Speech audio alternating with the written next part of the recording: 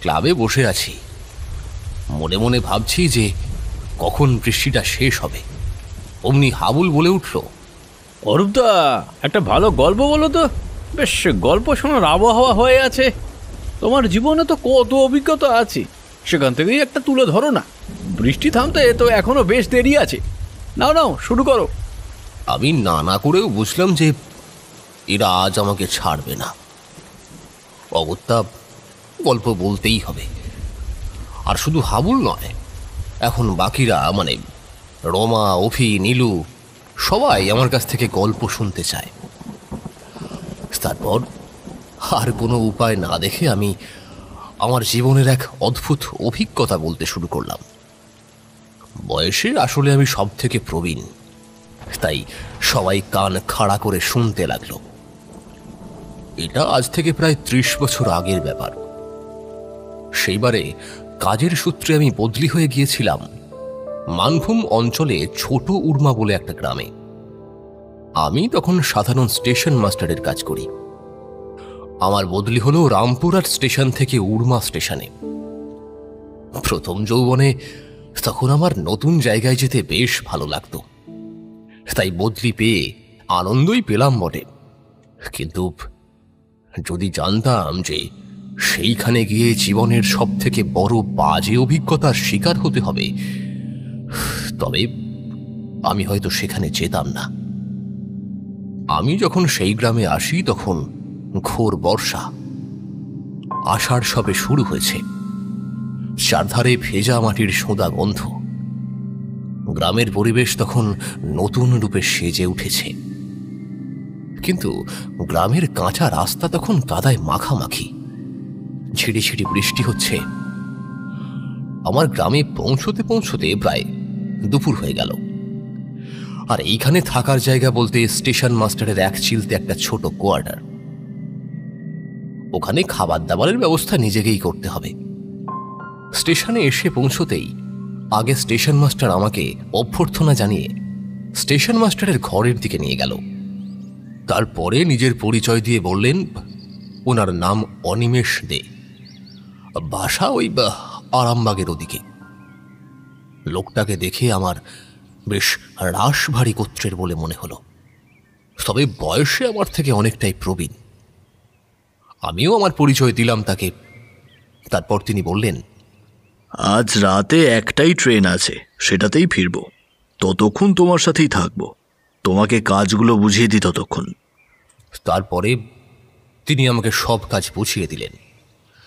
যা বুঝলাম, এইখানে কাজের তেমন চাপ নেই, কারণ এইখানে সারাদিনে মাত্র 3টে ট্রেন আসে, সকালে 2টো আর রাতে 1টা। আর রবিবার মাত্র 2টি ট্রেন, একটি রাতে এবং একটি সকালে। দুপুরে খেতে বসলাম। পাতলা মুরগির ডিমের ঝোল, আলু ভাজা আর ভাত। অনিমেষদাই সব রান্না করেছিল। তা খাচ্ছি, হঠাৎ করেই অনিমেষদা বলে উঠল, শোনো, একটা কথা বলি। এইখানে আছো, কাজ করবে ঠিকঠাক, নিজের মতো থাকবে, ভালো করে খাওয়া দাওয়া করবে, কিন্তু গ্রামের লোকেদের সাথে যত কম পারবে মিশবে, বুঝলে? আমি ব্যাপারটা ঠিক বুঝতে পারলাম না, তাই তাকে জিজ্ঞেস করলাম, হ্যাঁ সে না হয় বুঝলাম, কিন্তু এমনটা বলছেন কেন? যেটা বলছি সেটা শোনো। এইখানে আমি দীর্ঘ 7 বছর থেকেছি, তাই বলছি। এখানকার মানুষরা বাইরের লোকেদের ভালো চোখে দেখে না। আমি ঘাড় নেড়ে সায় দিলাম, আর মনে মনে ভাবলাম, অনিমেষদা যা গুরুগম্ভীর মানুষ, তাই হয়তো গ্রামের মানুষদের সাথে তার পটেনি। যাই হোক, সে না হয় পরে দেখা যাবে। তবে এখন একটু নিদ্রার দরকার ভেবে একটু খেয়ে টানা ঘুম দিলাম। আমার ঘুম ভাঙল অনিমেষদার গলার আওয়াজে। তা ঘুম থেকে উঠে দেখি সন্ধ্যা হয়ে গেছে, আর অনিমেষদাও তার তুল পিতলপা গুছিয়ে প্রস্তুতি নিচ্ছে ট্রেন ধরার জন্য। আমার দিকে তাকিয়ে অনিমেষদা বলল, যা সব বলেছি দুপুরে সেগুলো মনে রেখো, আর ভালো করে থেকো, কেমন? আমিও ঘাড় নেড়ে বললাম, হ্যাঁ দাদা, তুমিও ঠিকঠাকভাবে ফিরো কিন্তু, আর তুমিও ভালো থেকো। তারপরে হঠাৎ করেই শুনতে পেলাম ট্রেন আসছে। অনিমেষ দা তাড়াতাড়ি বেরিয়ে এলো স্টেশন মাস্টারের ঘর থেকে। তা কিছুক্ষণের মধ্যেই ট্রেন এসে থামলো আমাদের সামনে।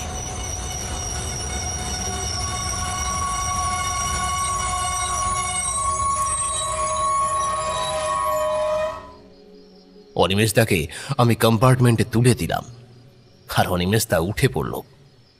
মিনিট 5-এর মধ্যে ট্রেন আবার ছেড়েও দিল। সেই আমার অনিমেষ দার সঙ্গে শেষ দেখা। তারপরে এত বছরে আর কোনোদিনও দেখা হয়নি। যাই হোক, ওই নিশুথি রাতে বুঝলাম যে স্টেশনে শুধু ছিঁচির ডাক আর আমি ছাড়া আর কেউ নেই। বিশ্ব চরাচর যেন তার সমগ্র অন্ধকার এইখানে ঠেলে দিয়েছে।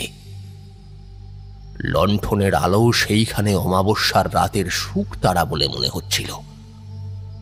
দূরে শিয়ালের দল ডাকছে, কোথাও যেন একটা পেঁচা অভাগার মতো ডেকে উঠল। এই প্রথমবার জীবনে নিজেকে বড্ড একা মনে হতে লাগলো। আমার এই এত নিঝুম নিশুতি প্রকৃতির রূপ একদম ভালো লাগে না। তাই আমার ঘরে চলে গেলাম। ঘরে ঢুকে দরজাটা আঁটো-সাঁটো করে লাগিয়ে দিলাম। তারপরে নিজের পেট ভরানোর জন্য রাতে দুটো উনুনে ভাত আর আলু সেদ্ধ বসিয়ে দিলাম হাঁড়িতে। তারপর মনে হলো একটু পিঠটা ঠেকাই বিছানায়, কিন্তু যেই না পিঠটা ঠেকিয়েছি বিছানায়, অমনি কানে একটা শব্দ এলো, যেন কোথাও উলু আর কাঁসর ঘন্টা বাজছে খুব জোরে জোরে। মনে মনে ভাবলাম কোথাও হয়তো পুজো হচ্ছে। যাই হোক, ওদিকে আর মন দিলাম না। তারপরে রাতে খেয়ে দিয়ে একটা ঘুম দিলাম টান টান হয়ে। পরদিন সকালে উঠে চা বিস্কুট খেয়ে 9টার ট্রেনটাকে ছেড়ে দিলাম। আবার সেই দুপুর 12টায় একটা ট্রেন আসবে। ঘরে একটু আনাজপাতি ছিল না, তাই সময় আছে ভেবে গ্রামের বাজারে গেলাম বাজার করতে। বেশ সস্তা, 3 টাকায় অনেক বাজার করা যাবে।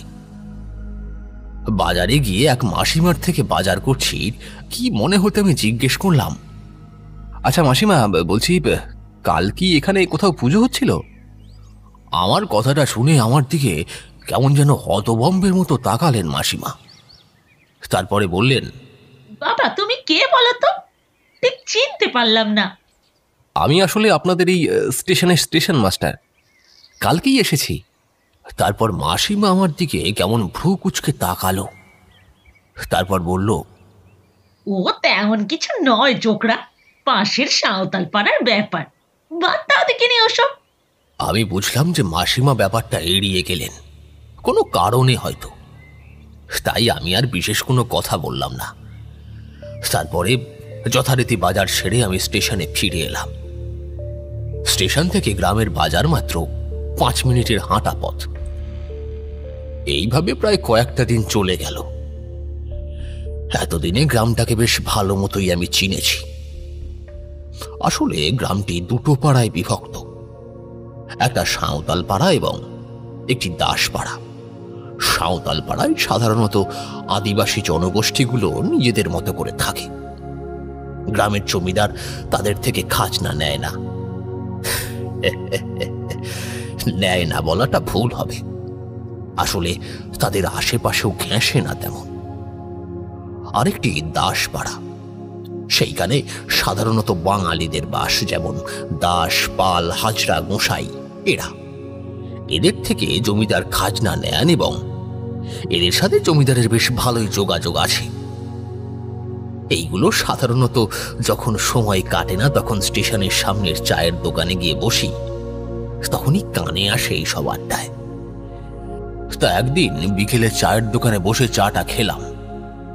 তারপরে উঠে টাকাটা মেটাতে যাব, ঠিক এমন সময় দেখি প্যান্টের পকেটটা ফুটো হয়ে গেছে, সব পয়সা কোথাও পড়ে গিয়েছে।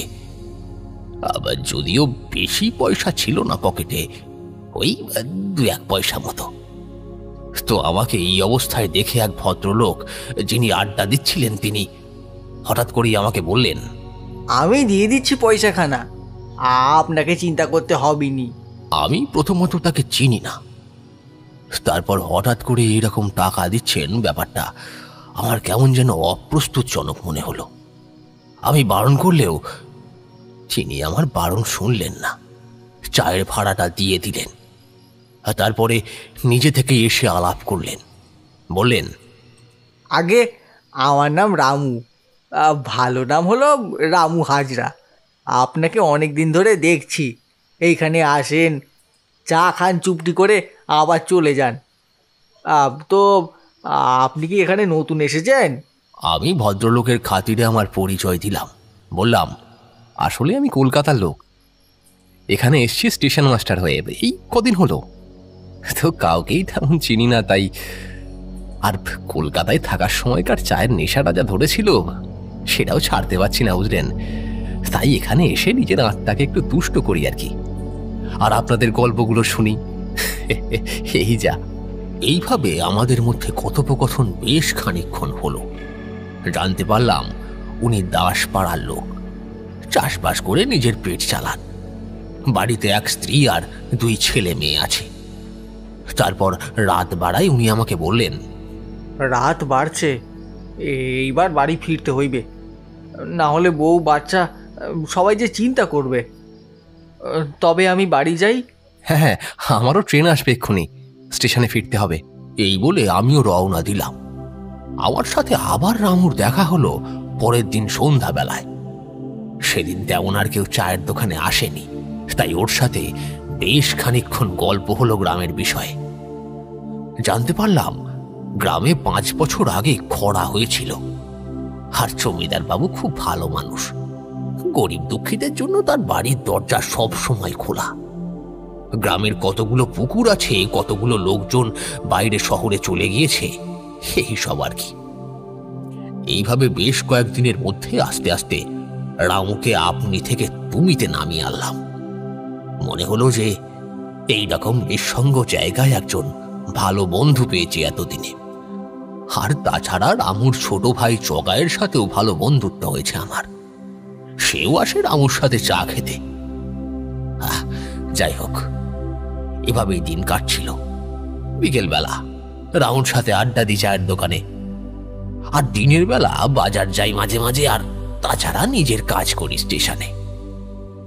তখন বুঝতে পারি যে অনিমেষদা যেইটা আমাকে গ্রামের মানুষ সম্পর্কে বলে গিয়েছিল সেইটা 100% সত্যি নয়।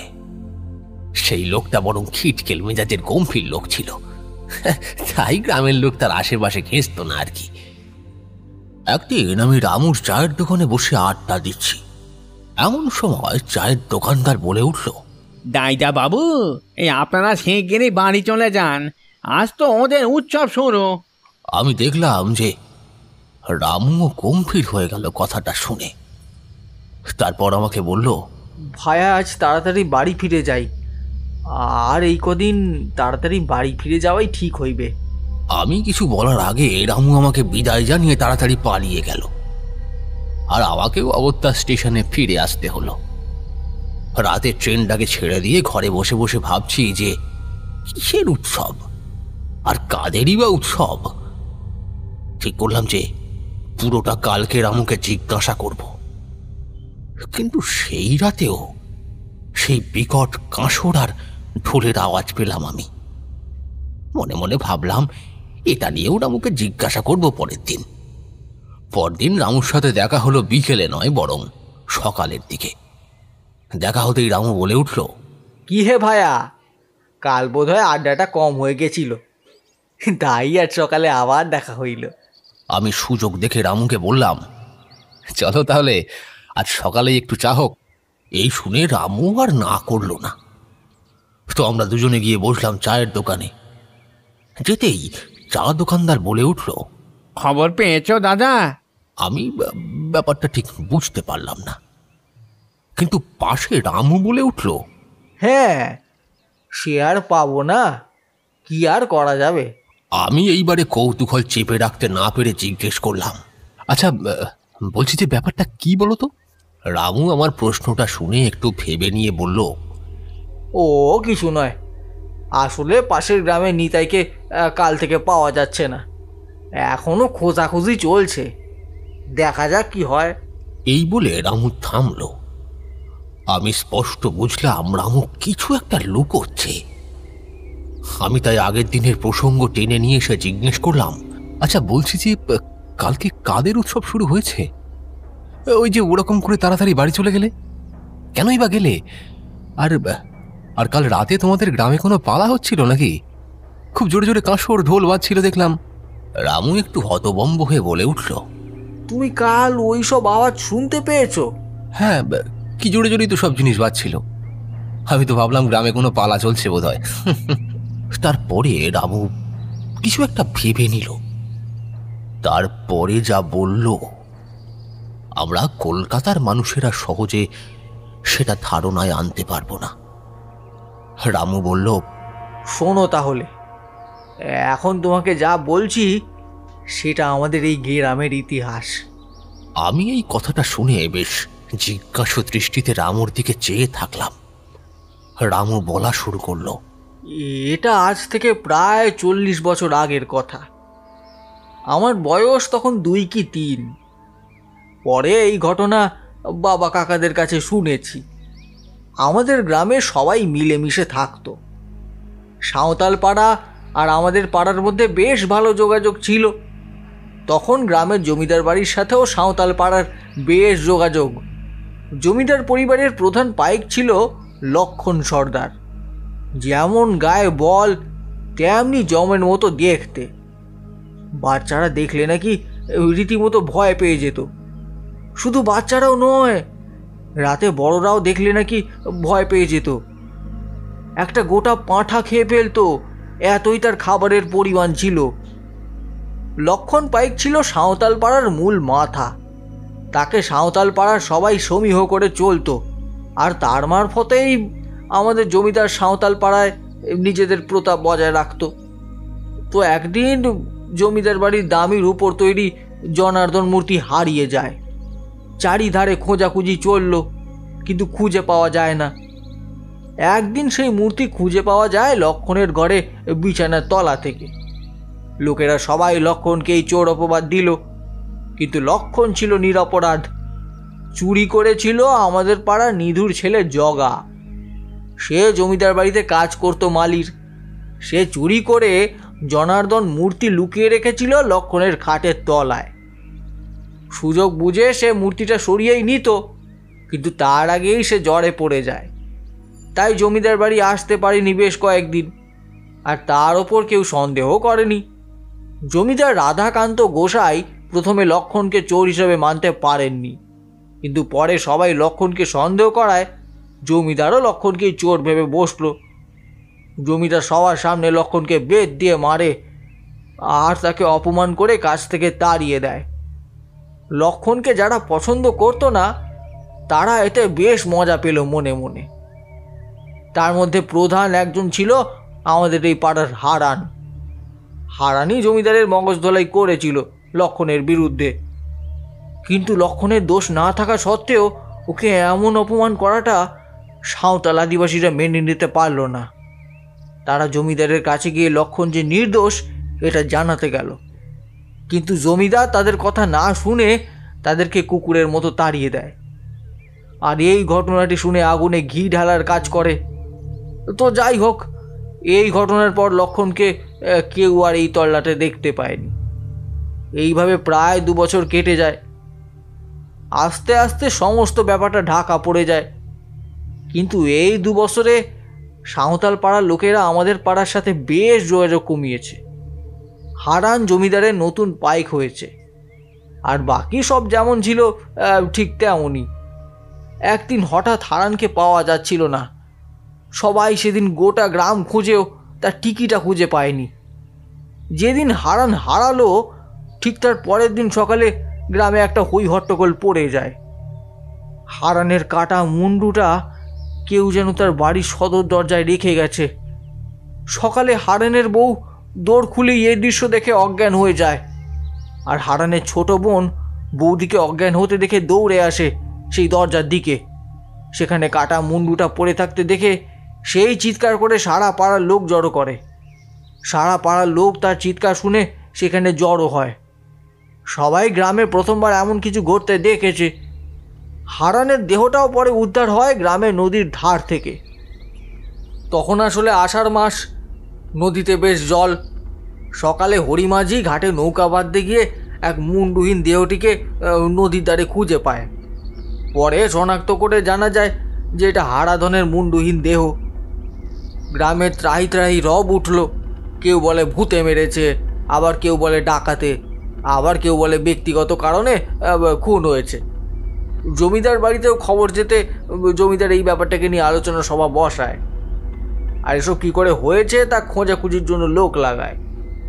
এইভাবে ঠিক 1 সপ্তাহ কেটে যাওয়ার পরে আরও এক ঘটনা ঘটে, প্রায় একই ঘটনা, তবে এবারে জগা। তাকেও একদিন খুঁজে পাওয়া যাচ্ছিল না সন্ধ্যার পর থেকে। পরের দিন তার বাড়ির সামনে থেকে তার কাটা মুন্ডু উদ্ধার হয়, আর তার দেহ নদীর ধার থেকে। এই সব দেখে চিন্তিত জমিদার রাধাকান্ত রাত্রে পাহারার জন্য গ্রামে বিশাল পাইক বরকন্দাজদের ফৌজ বানায়, কিন্তু তাতেও কোনো লাভ হয় না। গ্রামের লোকজন সন্ধ্যায় বাড়ি থেকে বেরোতে পর্যন্ত না। যে যা সদরে শক্ত করে খিল দিয়ে তালা দিয়ে ঘরেই থাকা শুরু করলো। এই বলে রামু থামল। তারপরে আমি তাকে জিজ্ঞেস করলাম, তাহলে ঘটনাটা কি এইখানেই শেষ? না না, এ তো সবে শুরু, এখনো অনেক কিছু আছে, দাঁড়াও একটু, সব বলছি। এই বলে সে এক চুমুকে চাটা শেষ করে দিল। তারপর আবার বলতে শুরু করলো। তো এরকম করেই চলে গেছিল 15টা দিন। আষাঢ় মাসের একদিন পাড়ার গোবিন্দ বলে একজন ভোরবেলায় নদীর ধারে মাছের জন্য ফেলা জালে মাছ পড়েছে কিনা সেটা দেখতে যায়। কিন্তু গিয়ে যা দেখে সেটা সে নিজে চোখেই বিশ্বাস করতে পারেনি। সে গিয়ে দেখে একজন বিশাল চেহারার লোক, পরনে লাল ধুতি, মুখে চাবড়া দাড়ি নিয়ে মাঝ নদীতে চান করছে, আর তার হাতে একটা কলা বউয়ের মতো কি একটা রয়েছে। কিছুক্ষণ পর যখন ওই লোকটি সেই জিনিসটিকে নিয়ে নদীর ওই পাড়ে উঠেছে, তখন গোবিন্দ লক্ষ্য করে ওই লোকটিকে তার বড্ড চেনা। লোকটি আর কেউ নয়, সাঁওতাল পাড়ার লক্ষণ সর্দার। সে ছুটে গিয়ে খবরটি দেয় আমাদের পাড়ায়। সকালবেলায় এমন খবর পেয়ে সারা পাড়ায় হইচই পড়ে যায়। বেলার মধ্যে খবরটি গোসাই বাড়িতেও যায়। জমিদার প্রথমে ভেবেছিলেন গোবিন্দ ভুল বকছে, পরে একটু নিশ্চিত হওয়ার জন্যই রাতের অন্ধকারে আমাদের পাড়ার শিবু, গোবিন্দ আর 6 জন পাইক পাঠান সাঁওতাল পাড়ায়। তারা ওইখানে লুকিয়ে লুকিয়ে যায়, কিন্তু গিয়ে যা দেখে তারা তার নিজের চোখকেই বিশ্বাস করতে পারে না। ওইখানে গিয়ে তারা দেখে পাড়ার মাঝে যেইখানে ওদের দেবতা মারাং বুড়ুর মন্দির আছে, সেই মন্দিরে বসে কিসব মন্ত্র পড়ছে লক্ষণ সর্দার। ওর পাশে 2টি ছাগল রাখা বলির জন্য। সামনে রাখা এক বিকট দেবী মূর্তি, যার গায়ে জবা ফুলের মালা জড়ানো, কিন্তু মুখটি তার শূকরের মতো। দেবীর 8খানা হাত। মারাং বুড়ুর পাশেই সেই দেবীকে বসানো হয়েছে, আর 2টি সাঁওতাল বউ পেছনে পুজোর জোগাড় করছে। অনেকগুলি পুরুষও তাদের আশেপাশেই রয়েছে। সারা রাত তারা ওখানে পুজো দেখে, বলিও দেখে। পুজোর শেষের সময় তখন গোবিন্দরা বুঝতে পেরে আমাদের পাড়ায় পালিয়ে আসে। পরের দিন জমিদারের কাছে সব খবর যায়। জমিদার যাতে বৈষ্ণব, তো তাদের গ্রামে বলি হচ্ছে শুনে রাধাকান্ত মশাই বেজায় চটে যান। জমিদার পরের দিন রাতে 50 জন পাইক পাঠান লক্ষণকে ধরে আনার জন্য, কিন্তু তার পরের দিন সকালে গ্রামে নদীর ধারে মুন্ডুহীন 50টি দেহ পড়ে থাকতে দেখা যায়। সেই দেখে রাধাকান্ত গোসাই ভয়ে জীবনেও আর ওই পাড়ায় কাউকে পাঠাননি, আর পরে পাঠাবিনি বা কী করে। ওই 50 জন পাইক মারা যাওয়ার 1 সপ্তাহের মধ্যে রাধাকান্ত রক্ত বমি করে মারা যায়।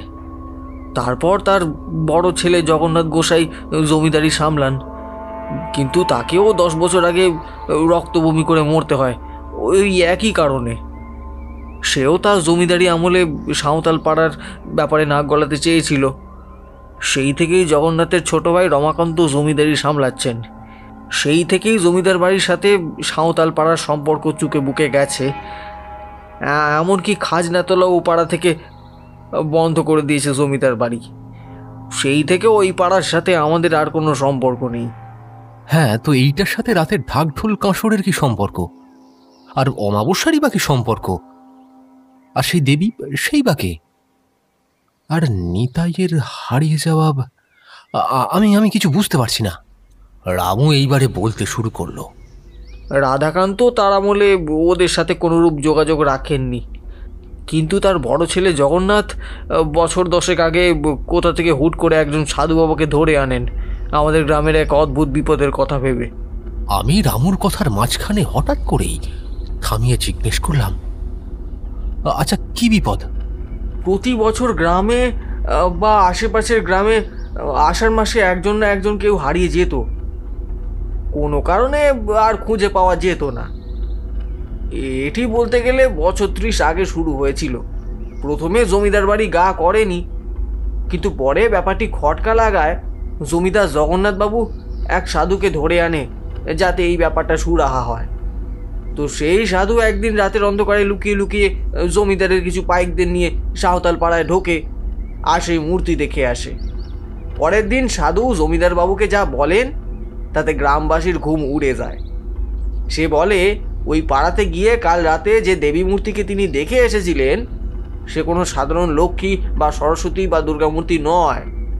সেই দেবী হলেন তন্ত্রের অষ্টভৈরবীর মধ্যে এক দেবী, দেবী বারাহী। সাধারণত আষাঢ় মাসে শুক্লপক্ষে এর প্রথম 10 দিন ধরে তার পুজো হয়। এটাকে সাধারণত বরাহী নবরাত্রি বা গুপ্ত নবরাত্রি বলা হয়। যেমন আশ্বিনে নবরাত্রিকে দুর্গাপুজো করি ঠিক তেমনই। এছাড়াও বসন্তকালে বাসন্তী নবরাত্রি আর সরস্বতী পুজোর সময় এক নবরাত্রি পালন করা হয় যাকে বলে মাতঙ্গী নবরাত্রি। এই মাতঙ্গী নবরাত্রিকেও গুপ্ত নবরাত্রি বলা হয়ে থাকে। এই দুটি নবরাত্রি সাধারণত গুরুদেব যদি তার শিষ্যকে আদেশ দিয়ে থাকে তবেই সেই শিষ্য পালন করতে পারে। সাধারণ মানুষদের জন্য এই নবরাত্রি পালন করা অসম্ভব। দেবীর পুজোতে যেমন নিয়ম তেমনই নিষ্ঠা দরকার। ভুল ত্রুটি হলে দেবী সব কিছু ছাড়খাড় করে দেন। তার মনে হয়, এবং তার হাত ধরেই হয়তো ওই গ্রামে এই দেবীর পুজো শুরু হয়েছে। তবে হ্যাঁ, ওই দেবীর পুজোয় ছাগল থেকে মানুষ সব কিছু বলি দিতে হয়। সাধক তার ইচ্ছে মতো বলি দেন বটে, তবে যে 10 দিন পুজো হবে সেই 10 দিনই দেবীর উদ্দেশ্যে বলি দিতে হবে। জমিদার বাবু তাকে এই ব্যাপারটি সুরাহা করতে বললে তার হাত থেকে যে ব্যাপারটি বেরিয়ে গেছে সেটি তিনি জমিদার বাবুকে জানান এবং সেখান থেকে তিনি চলে যান। তবে একটা কথা জমিদারকে জানিয়ে যান, যদি কোনো কুমারী মেয়ে লক্ষণ সর্দারের পুজোয় বাধা দেয় তবেই লক্ষণ সর্দার দেবীর রোষের মুখে পড়বে, আর এই পুজো বন্ধ হয়ে যাবে চিরকালের মতো। কিন্তু কোনো বাচ্চা মেয়ে লক্ষণকে বাধা দেবে? আমরা বড়রাই এসব শুনে ভয়ে কাঁপতে থাকি। তাই ভেবে আমরা গ্রামবাসীরা আর জমিদার বাড়ির লোকেরা বুঝি যে ওই পাড়া থেকে দূরে থাকতে হবে। আমাদের কাছে এও পরিষ্কার হয়ে যায় যে আষাঢ় মাসে যারা যারা হারিয়ে যায় তাদের আসলে দেবীর ভোগে যেতে হয়। কিন্তু এই সাধু বাবা চলে যাওয়ার দিন 5 পরেই জমিদার জগন্নাথবাবু রক্তবমি করে মারা যান। আমরা গ্রামের মানুষরা স্পষ্ট বুঝতে পারি যে এর সাথে সাঁওতাল পাড়ার যোগাযোগ আছে। কাল নিতাই হারিয়ে গেছে পাশের গ্রামের। খোঁজাখুঁজি করেও এই আষাঢ় মাসে তাকে খুঁজে পাওয়া যায়নি। তাই আমরা আন্দাজ করতে পারছি কি হয়েছে তার। আর তুমি রাতের বেলায় যেসব কাঁসর ঢাকের শব্দ শুনতে পাও সেইগুলো সেই দেবীর পুজোর সময়ের আওয়াজ। এই অমাবস্যা থেকে দেবীর পুজো শুরু হয়েছে। এই পর্যন্ত বলে রামু থামল। আমিও চুপচাপ হয়ে বসে থাকলাম কিছুক্ষণ। তারপরে ওর ছোট ভাই ওর কানে এসে কি সব খবর দিল, যা শুনে ওর মুখটা একেবারে ফ্যাকাশে হয়ে গেল। আমি জিজ্ঞেস করলাম, তোমার আবার কি হলো? মুখটা এরকম ফ্যাকাশে হয়ে গেল যে, কিছু কি হয়েছে? এইবারে আমাকে যা বলল রামু তাতে আমিও একটু হতভম্ব হয়ে গেলাম। সে বলল, জমিদার রমাকান্তবাবু আজকেই সলিসি সভা ডেকেছে জমিদার কাছারিতে। উনি আজকেই নাকি এই সব কিছুর একটা হেস্তনেস্ত করেই ছাড়বেন, কিন্তু কি হেস্তনেস্ত করবেন সেইটা বোঝা যাচ্ছে না। গ্রামে সবাই ওইখানে যাবে আজ। আমি চলি তবে বাড়ি। আবার যদি জমিদার বাড়ি যেতে হয় তাই আগে বাড়ি চলে যাওয়াই ভালো। এই বলে রামু উঠতে গেল আর আমি উত্তেজিত হয়ে বলে বসলাম, আচ্ছা, আমি কি যেতে পারি? মানে রাতের ট্রেনটাকে ছেড়ে দিয়ে আমি কি জমিদার বাড়ি যেতে পারি? শোনো না, বলছি আমার খুব ইচ্ছা করছে সেই সালিশি সভা দেখার। আমার কথার উত্তরে রামু বলল, হ্যাঁ, যেতেই পারো, তবে তোমার ট্রেন গাড়ির সময় কখন? ওই ধরো 7টায় আসে। গ্রামের দিকে সন্ধ্যা 7টাকে রাত বলেই ধরা হয়, আর আমরা শহরের মানুষেরা এটাকে সন্ধ্যের আওতায় আনি। তো রামু তারপর বলল, সন্ধ্যে 7টা নয়, বিকেলে এসো। সালিশি সভা তখন বসবে, এই ধরো 4টে নাগাদ। এই বলে রামু চলে গেল। আর আমিও রামুর কথা মতো সেদিন বিকেলে জমিদার বাড়িতে গিয়ে উপস্থিত হলাম। তখন ওই ধরো 4:30 বাজে। বেশ বড় বাড়ি, সাদা মার্বেল দিয়ে দালানের কাজ করা। দেখেই বোঝা যাচ্ছিল জমিদার বেশ অর্থশালী, আর তার ক্ষমতারও জোর আছে। তো গিয়ে দেখলাম জমিদার বাড়ির কাছারির সামনে 50 লোক দাঁড়িয়ে আছে। বেশ কয়েকজন কাছারির ভেতরে বসে আছে, কিছু একটা আলোচনা করছে একে অপরের সাথে। আর ওনাদের পাশেই দাঁড়িয়ে আছেন একজন মহিলা, কোলে একটা ফুটফুটে কন্যা সন্তান নিয়ে। অমনি দেখতে পেলাম আমি রামুকে। সে আমাকে দেখতে পেয়ে ওর কাছে ডেকে নিল আমাকে। তারপর সে বলল, বেশ বড় ব্যাপার ঘটেছে। শুধু আমাদের গ্রাম নয়, আশেপাশের আরও 3টি গ্রামের জমিদার এইখানে এসেছে। এই যে দেখছো লাল পাঞ্জাবি পরা লোকটি, ও হলো রমাকান্ত। আর ওর পাশে সাদা পাঞ্জাবি পরা লোকটা হলো পাশের গ্রামের জমিদার কালীকান্ত বাবু। আর এই পাশে সবুজ পাঞ্জাবি পরা বেটে করে লোকটি হলো আমাদের আর এক পাশের গ্রামের জমিদার বিশ্বনাথ বাবু। আর বিশ্বনাথ বাবুর পাশে সাদা পাঞ্জাবি পরা লোকটি হলো রতন বাবু, উনিও পাশের এক গ্রামের জমিদার। আর ওদের পাশে যে বউ আর বাচ্চা মেয়েটাকে দেখছো, সেটা নিতাইয়ের বউ আর মেয়ে। এই বলে রামু সবাইকে চিনিয়ে দিল। হঠাৎ করেই রমাকান্তবাবু গলা খাঁকারে দিয়ে বললেন,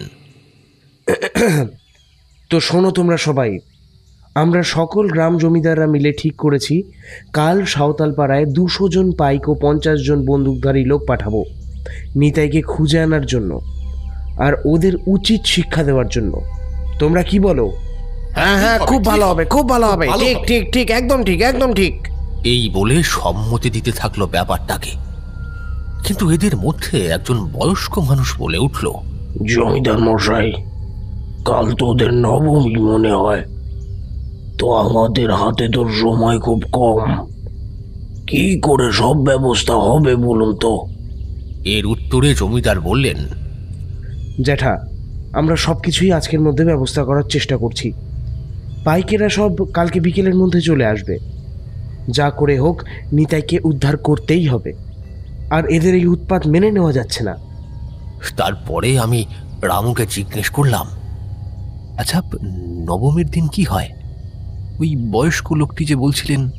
আসলে নবমীর দিন নরবলি দেওয়া হয় দেবীকে। তাই আমাদের সন্দেহ যদি ঠিক হয়, তাহলে নিতাইকে উদ্ধার করার সময় খুব কম, সেটাই উনি বলছেন। এরপরে আর আমি বেশিক্ষণ দাঁড়াইনি, ট্রেন আসার সময় হয়ে গিয়েছিল। রামুকে বিদায় জানিয়ে তাড়াতাড়ি স্টেশনে চলে আসি। রাতে বসে বসে ঠিক করি যে পরের দিন যাব ওই সাঁওতালপাড়ায় কি হয় সেটা দেখতে। যখন সবাই নিতাইকে খুঁজতে যাবে ঠিক তখনই। পরদিন বিকেলে রামুর থেকে জানতে পারি যে রাত 9টা নাগাদ সবাই নিতাইকে উদ্ধার করতে যাবে। পাইক, বন্দুকধারী পাইক, জমিদার এরা তো থাকবেনি, আর তার সাথে 4টে গ্রামের প্রায় 150 লোকও যাবে। আমিও রামুকে নিজের মনের সুপ্ত বাসনার কথা বললাম। রামু প্রথমে না করলেও পরে মেনে নেয়, বলে লুকিয়ে লুকিয়ে ওদের পিছন পিছন যেতে। তারা সবাই জমিদার বাড়ির সামনে জড়ো হবে। তারপরে আমি মনের আনন্দে প্রস্তাবটা মেনে নিই। যতই হোক রোমাঞ্চকর অনুভূতি হচ্ছিল একটা মনের ভিতরে। আর ট্রেনের ঝামেলাও ছিল না, কারণ 9টায় কোনো ট্রেনে তল্লাটে আর আসে না। সেই দিন রাত 8টার সময় আমি পৌঁছে যাই জমিদার বাড়ির সামনে। আমি জমিদার বাড়ির ফটক থেকে অনেকটাই দূরে দাঁড়িয়েছিলাম, একটা গাছের সামনে, কারণ ওখানে যদি কেউ দেখতে পায় আমি গিয়েছি, তাহলে ব্যাপারটা খুব একটা ভালো দেখাবে না। তাই দূরেই দাঁড়িয়েছিলাম। তো গিয়ে দেখি বিশাল কাণ্ড। প্রায় 300 জন লোক জমিদার বাড়ির সামনে ভিড় করেছে। রয়েছে ঘোড়ার গাড়ি থেকে পালকি, আর তার সামনে প্রায় 150 জন পাইক লাঠি হাতে বল্লম নিয়ে সব তৈরি হচ্ছে। গ্রামের মানুষদের হাতে ভর্তি মশাল, যেন কোনো এক যুদ্ধের জন্য সেনারা প্রস্তুতি নিচ্ছে। আর তার সাথে রয়েছে বন্দুকধারী 50 লোক। কিন্তু এর মধ্যে রামুকে আমি দেখতে পাচ্ছিলাম না। হঠাৎই কেউ যেন আমার হাতটা ধরে টান মারল গাছের আড়ালে। পেছনে ঘুরে দেখি রামু বলল, সেটাই উনি বলছেন, তুমি এই গাছের আড়ালে এসে দাঁড়াও, না হলে কারোর চোখে পড়ে গেলে হুলুস্থুলু কাণ্ড হবে। এমনিতেই তোমাকে এখানে তেমন কেউ চেনে না। তাই শুনে আমি সরে গিয়ে গাছের আড়ালে দাঁড়ালাম। রাত তখন 9টা। জমিদার বাড়ির কাছাটের দেওয়ালে ঝুলে থাকা বড় ঘণ্টাটা ঢং ঢং করে শব্দ করে উঠল। তারপরে হঠাৎ দেখলাম জমিদার রমাকান্ত বাড়ি থেকে ধীরে ধীরে বেরিয়ে আসছেন। তারপর তিনি বললেন, চলো এবার, চলো, আর বেশিক্ষণ সময় নেই, চলো চলো, তাড়াতাড়ি চলো, তাড়াতাড়ি চলো। দেখলাম এই কথা শুনে ভিড়ের মধ্যে একটা চাঞ্চল্য শুরু হয়েছে। সবাই আস্তে আস্তে করে সামনে এগোতে শুরু করলো। ওরা যখন একটু এগিয়েছে তখন আমি ওদের পিছু নিলাম। যখন সবাই সাঁওতাল পাড়ার সামনে এসে গিয়েছে তখন দেখি পাড়ার সামনে একটা বিশাল ফটক লাগানো। ফটকের 2টো পাল্লা, সেই পাল্লা দুটোতে মরা জন্তুর খুলি আটকানো। আমি সেই সব যদিও লুকিয়ে লুকিয়ে একটা ঝোপের মধ্যে থেকে দেখছিলাম। তারপরে হঠাৎ করে একটা বলিষ্ঠ পাইক সেই দরজাটার উপরে চড়াও হলো এবং দরজাটাকে প্রবলভাবে ধাক্কা দিতে লাগলো এবং সেটা ভেঙে গেল। আর দরজাটা ভাঙা মাত্রই ওই পাড়ায় সবাই প্রবেশ করলো। প্রথমে একদল পাইক, তারপরে গ্রামের মানুষ, আর তারপরে একদল পাইক এবং বন্দুকধারী লোকজন। সুযোগ বুঝে আমিও আস্তে আস্তে ওই ভাঙা ফটক দিয়ে প্রবেশ করলাম। তারপরে ভিতরে প্রবেশ করতেই দেখি এক অদ্ভুত কাণ্ড, যা মনে পড়লেও গায়ে কাঁটা দেয়। ভিতরে ঢুকতেই দেখি সব লোকগুলো একটা মন্দিরের সামনে দাঁড়িয়ে গেছে। না, দাঁড়িয়ে গেছে বলাটা ভুল হবে, যেন কেউ ওদের পাগুলোকে মাটির সাথে আটকে দিয়েছে। কেউ নড়াচড়া করতে পারছে না তারা। আমি ব্যাপারটা ঠিকঠাক বোঝার জন্য সামনে এগিয়ে যাই। সামনে একটা তেঁতুল গাছ ছিল। সেই গাছের আড়ালে লুকিয়ে দেখতে শুরু করি সবটা, কিন্তু সামনে যেটা দেখি তা আমার কল্পনার অতীত ছিল। সামনে গিয়ে দেখি একটা বেশ বুড়ো লোক মন্দিরের দালানে বসে আছে। তার সামনে একটা বিকট দেখতে দেবী মূর্তি সম্পূর্ণ রক্ত জবার মালায় আবৃত হয়ে আছে। কয়েকজন লোক লাঠি হাতে সেই বুড়ো লোকটাকে ঘিরে আছে, আর লোকটার সামনে একটা সাঁওতালি মেয়ে বসে আছে, পুজোর জোগাড় করছে মনে হলো। কিন্তু জমিদার রমাকান্ত, তার পাইক রামু এবং বাকিরা এইসব ঠায় দাঁড়িয়ে আছে, কিন্তু কিছুই করতে পারছে না তারা। আমার ততক্ষণে যা বোঝা হয়ে গেছে, ওদেরকে হয়তো কেউ মন্ত্র দিয়ে স্থির করে দিয়েছে। হঠাৎ করে সামনে থেকে সেই বুড়ো লোকটা বলে উঠল বিকট বাজখাই গলায়, কিরে রমাকান্ত, খুব তো চেয়েছিলি মায়ের পুজো পণ্ড করবি, তাহলে আটকে গেলি কেন? কেন আটকে গেলি? তোদের কতবার শিক্ষা দেব আমি বলতো? খুব তো সেদিন আমাকে অপমান করে মারতে মারতে বার করে দিয়েছিল তোর বাপ। তোর দাদাও আমার পিছনে পড়েছিল। দেখেছিলি তো কি হয়েছিল তাদের সাথে? তোরও কি তাদের কাছে যাওয়ার ইচ্ছে জেগেছে এখন? আর তোদের নিতাইয়ের সঙ্গে দেখা করবি বলে তোরা এখানে এসেছিস, তাই তো? ঠিক আছে, তোদের আমি হতাশ করব না। বছরে মাত্র একটা করে নরবলি দিই, তাতেও তোদের এত আপত্তি। এখন দেখ আমার পুজো পণ্ড করতে আসার ফলাফল কি হয়।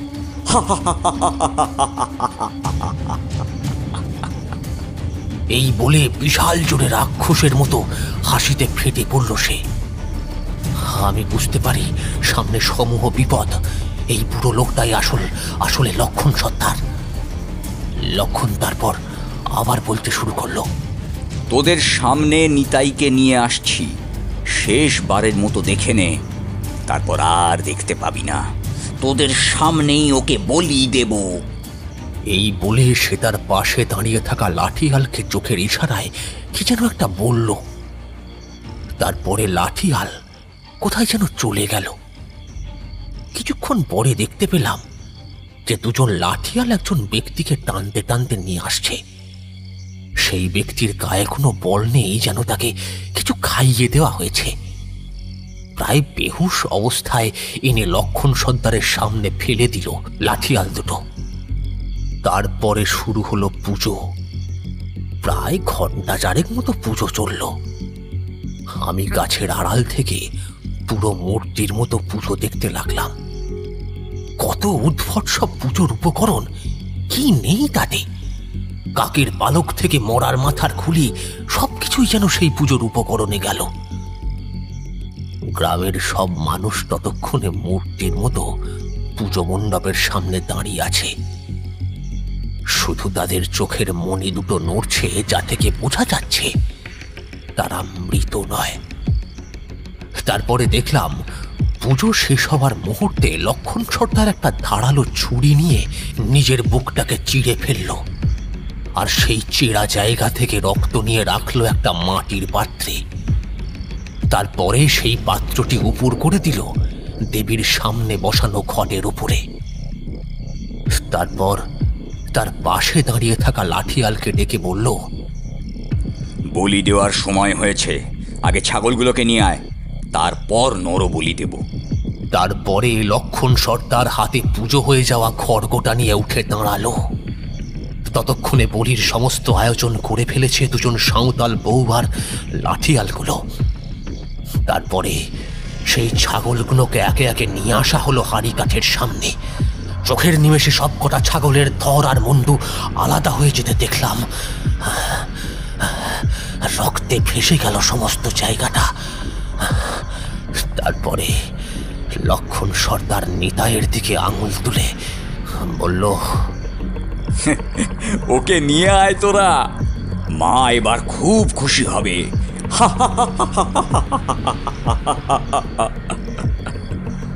এই বলে একটা আকাশভেদী অট্টহাসিতে ফেটে পড়ল চতুর্দিক।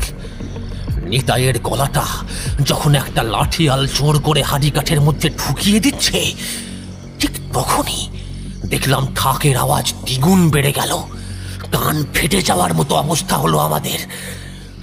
এইবার লক্ষণ তার খড়গোটা তুলে বলি দিতে যাবে, ঠিক এমন সময় একটা ক্ষীণ শিশুর গলা পাওয়া গেল। একটু ভালো করে লক্ষ্য করলাম, লক্ষণের সামনে দাঁড়ানো মূর্তিরূপী মানুষগুলোর মধ্যে থাকা নিতাইয়ের বইয়ের কোলের বাচ্চা মেয়েটি চিৎকার করছে, আর চিৎকার করে বলছে, ছেড়ে দাও আমার বাবাকে, বাজে লোক, দুষ্ট লোক, ছেড়ে দাও বলছি।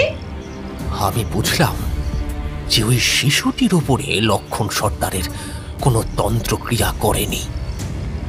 শিশুটি হয়তো এতক্ষণ মায়ের কোলে ঘুমোচ্ছিল। ঢাকের জোরে আওয়াজে তার ঘুম ভেঙে গেছে, তাই সে চিৎকার করে উঠল। তারপরে যা ঘটল তা দেখে যে কোনো সাধারণ মানুষ উন্মাদ হয়ে যেতে পারে, এমনকি মাথার সমস্ত শিরা উপশিরাগুলো ফেটেও যেতে পারে।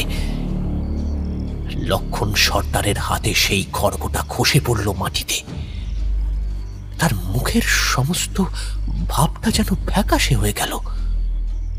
কিন্তু এই দিকে দেখলাম যে মূর্তিরূপী মানুষগুলোর সকলের পা আবার নড়াচড়া করছে, যেন পাথরের মূর্তির মধ্যে নতুন করে প্রাণের সঞ্চার হয়েছে। এরপরে গ্রামের জমিদার রমাকান্ত তার পাইক বাহিনীকে আদেশ দিল যে তারা সবাই যেন লক্ষণ সর্দারের ওপর একসাথে হামলা চালায়।